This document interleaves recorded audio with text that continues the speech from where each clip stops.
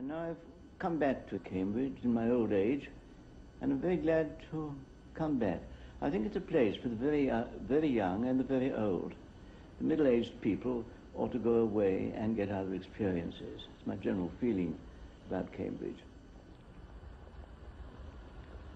And oddly enough, it was Cambridge that first set me off writing. And in this very room where I now am, there was at one time my tutor, a man called Wed, and it was he who suggested to me I might write. He did it in the most informal way. He said in a sort of drawling voice, "I really don't see why you shouldn't write." And I, being very diffident, was delighted with this remark. And I thought, well, after all, why shouldn't I write? And I did. And it is really owing to Wed and to that start at Cambridge that I've written. I might have started for some other reason. Generally speaking, I haven't written as much as I'd like to. I think that's my one regret. And of course I would have been glad to write more novels after The Passage of India.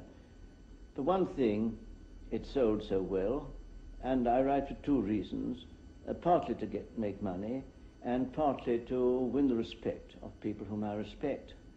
And more novels would have certainly made me better known. And somehow I dried up after The Passage. I wanted to write, but didn't want to write novels. And that's really too long a story.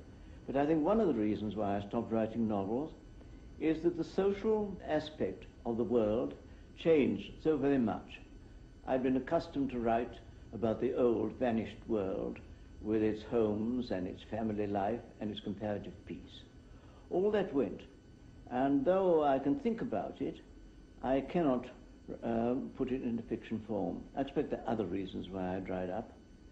But I haven't dried up in other ways. I've written a biography, for instance, of my great aunt, whose picture appears over that mantelpiece. And incidentally, I have enjoyed writing. I've never found it a trial or an ordeal of suffering, as some writers do. I'd better add that I'm quite sure I'm not a great novelist, because I've only got down onto paper really three types of people. The person I think I am, the people who irritate me, and the people I'd like to be. When you get to the really great people, like Tolstoy, you find they can get hold of all types. But most novelists, including myself, are much more constricted in their imaginations and their sympathies. We don't get down very much. I don't think it's the novel I like best. I like best one that's not very popular, perhaps, called The Longest Journey. I think there I got nearer to putting down what I'd got inside me and wanted to say. And as for the other, I see how its end is all right, but I sometimes get a little bored with it. There seems too many social nuances there. I suppose such opinions and beliefs as I have come out incidentally in my books. I remember Desmond McCarthy saying, never preach. If you have a sermon inside you, it's quite certain to come out incidentally and will be much more effective.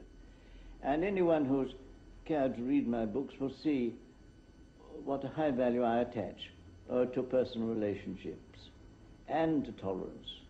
And I may add to pleasure. Pleasure one's not supposed to talk about in public, however much one enjoys it privately.